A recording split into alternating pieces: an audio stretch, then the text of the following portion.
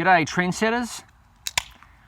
Welcome to the next episode of Ask the Gravel Cyclist crew a question. This question comes to us from Philip Scott of Sydney, Australia. And Phil writes, "Hi John, I assume your body is pretty beat up after your 150 plus kilometre gravel races. This leads me to think that a suspension seat post would make you feel fresher at the end of a race and help your performance. What are your thoughts on suspension seat posts and stems for gravel racing?" He also writes, "I certainly feel very beat up after any decent gravel ride on my Focus CX mares, which is a cross bike, on the rough fire trails around Sydney. So I'm considering a specialised GR or Canyon VCLS suspension seat post, and maybe even the Redshift shock stop, suspension stem. Note that his bike has an aluminium seat post bar and stem, and the frame has good clearance. It can take a 40mm tyre, and he loves the sight. You have to love that." Phil, to answer your question, I don't have any real experience on suspension seat posts. I have done a little bit of tinkering with a suspension stem.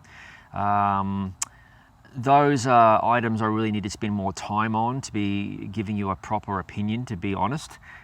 For now, my favourite suspension is the venerable tyre pressure or lower tyre pressure. So I know it's not the best answer, but I really need to get back with this question after I've got some time on some of those suspension related products, which are definitely making their way in the market lately. We've seen forks, and stems and posts and other items coming out. So I guess we'll just have to look for some future reviews from the site covering those. But I can definitely see the benefit if they can take some of the hit off of the rough roads. But one thing you might want to consider, maybe it might break the bank, but I do almost exclusively run on my personal bikes carbon handlebars. The main reason is there's nothing to worry about in terms of corrosion with an aluminium bar, but also there's a little bit of give there, which is good for comfort. So anyway, thanks for your question, and we'll have to get back to you on that one. We've got a question here from someone posing as Kdog.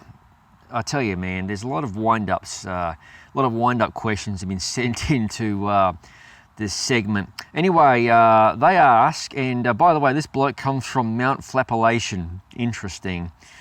"How does one improve dirt descending skills without a requisite increase in injury? Are there schools or advice columns? Is it an innate skill or just a suicidal lack of judgment? Is the skill centered in the left brain, right brain, or lame brain? Sincerely, a friend of Kdog." Well, I love descending. It's one of the things I'm actually half decent at on a bicycle. So to the bloke asking this question, and I've already mentioned this in an earlier segment, you should probably pay me to come out and give you some training tips on how to descend like a lunatic. All right, so because some people are really good at descending and some aren't. There is a risk factor for sure, but it's a controlled risk. And I mean, I'm a good descender, but there's guys who are far better than me. So, and usually it helps with being more youthful, because you usually show less judgment when you're younger, or at least I did when I was a young bloke. So yeah, thanks for your question there. Contact me at, you can PayPal me a big fee, and I'll come out and show you some training tips. Thanks a lot.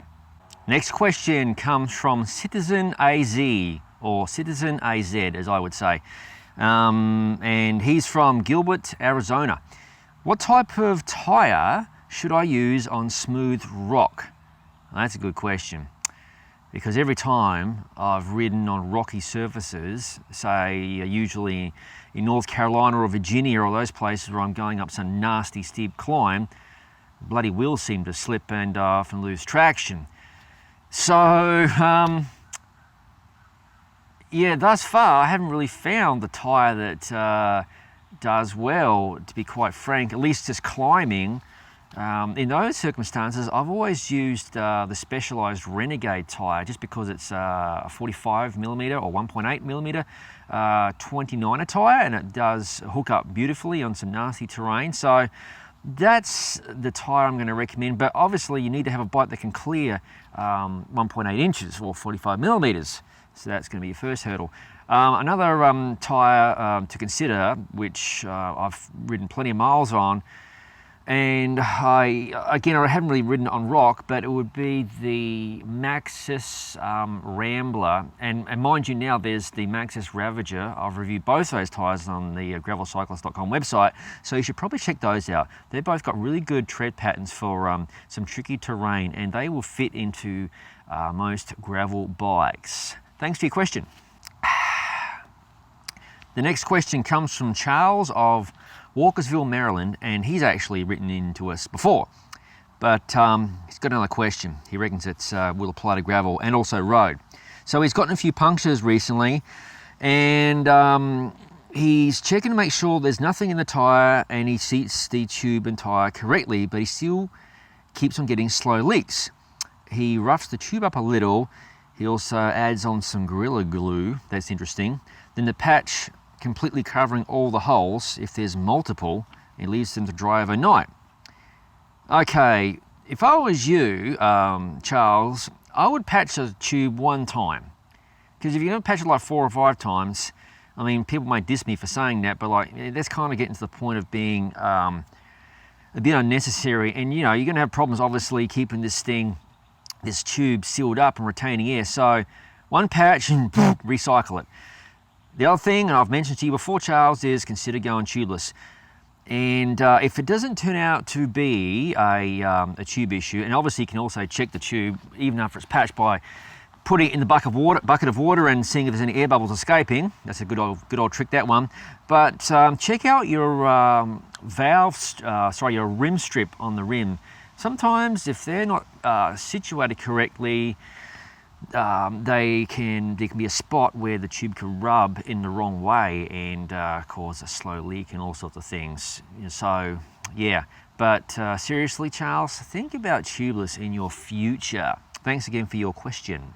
This question comes from Peter of Melbourne, Australia, and he writes, I've been searching high and low for a quality 36-spoke disc hub that will take an 11-speed road Shimano cassette, but I've had no luck thus far. I'm only finding 28-spoke hubs. Many 36-spoke disc hubs will take an 11-speed MTB cassette, but not the road cassette. Any thoughts? So just to add in real quick, mountain bike cassettes like the 1140 and 1142 by Shimano, they will actually fit onto a 10-speed cassette body, even though they're 11-speed cassettes. The way they do a little bit of jiggering around on the big cog to get it really close to the wheel. Anyway, to answer your question, Peter, yes, there are some options available, and I must credit my mate Troy out in Colorado for the answers. The DT 340 mountain bike hub, you can purchase a road cassette body, 11-speed road cassette body for that hub, and also White Industries, I believe it's the XMR model. They've stopped making 10-speed cassette bodies on their disc brake hubs. It's 11-speed only for now. So those are your answers. DT 340 converted and White Industries XMR disc brake. Thanks for your question, Peter. The next question comes to us from Jeff of Arkansas in the United States, and his question is very simple. Where do you buy one of your jerseys? And he's referring to the Gravel Cyclist team jerseys. Unfortunately, Jeff, I'm not selling jerseys at this time. They're pretty much reserved for myself and the guys in my little Gravel Cyclist team. I am, however, selling these t-shirts, which you can see here, and they're available for $19.50 US with shipping to the continental 48 states in the United States. So $19.50 for the t-shirt, including shipping. Spanky deal. But if we do decide to do a public version of the jersey later on, so to speak, we'll announce it on the website. This question comes to us from Slim of Duluth, Minnesota, and he writes, what are your tyre suggestions for sand? My Warbird, that being a Salsa bicycle, will accept up to a 50mm wide tyre in the front and about a 42mm wide tyre in the back. His rims are 21mm internally. It seems like most of the wider tyres are also knobbies, and had thicker casings, which is not nice for the pavement sections. Okay, Slim, easy answer here. The one tyre that we use to sand around here in this neck of the woods in Florida, there is some sandy bits from time to time, is the Schwalbe Furious Fred. Now, it's I think there's two versions. I use the very light version. It's about 350 grams in a 29er. It measures 2 inches. It will obviously maybe vary a little bit based on your rim, so I'm not sure how it will measure on yours. That tyre crushes in sand. Now, the rear is going to be a little bit different because you've only got 42 millimeters of clearance. So a tyre that does really well in sand, provided it's not too deep, is the Panaracer Gravel King. And the 40 would do well. I mean, the 40 is a little bit heavier, obviously, than the 35. The 40 millimeter version weighs about 500 grams, whereas the 35 is about 380. Anyway, I've reviewed both those tyres on the website, and they are killer. So you can run that tyre on the back. And the Furious Fred I mentioned earlier is very fast on pavement too. It's just a bit fragile, especially the lighter version. So keep that in mind, but that is a good setup that I would recommend. And there's no knobbies, so good speed. Thanks for your question.